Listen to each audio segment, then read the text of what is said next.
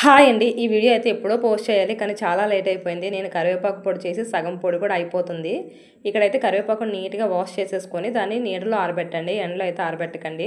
ఒక పొడి క్లాత్ మీద అలా ఆరబెట్టేస్తే నీట్‌గా ఎండిపోతుంది. బాగా డ్రై అయిపోవాలి. అంటే వాటర్ చెమ్మ అనేది ఉండకుండా బాగా డ్రై అయిపోవాలి. ఇక్కడ నేనైతే పెద్ద ఎక్స్‌పర్ట్‌ని కాదు.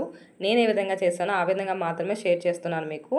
ఇక్కడ కరివేపాకునైతే బాగా వేపించేసుకొని అంటే ఇలా క్రిస్పీగా వేయించాలి. వేయించిన తర్వాత పక్కకు తీసి పెట్టేసుకొని అదే ప్యాన్‌లో మినపప్పు నేనేసినవి చెప్తున్నాను. మినపప్పు, నువ్వులు, ఎండుమిరపకాయలు, జీలకర్ర, ధనియాలు, పలుకులుంటే పలుకులు కూడా వేసుకోండి బాగుంటుంది. ధనియాల పౌడర్ వేస్తాను నేను.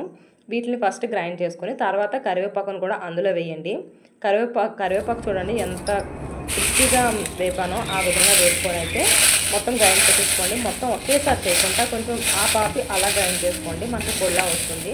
మన కరివేపాకు పొడి రెడీ. అంతే. బాయ్.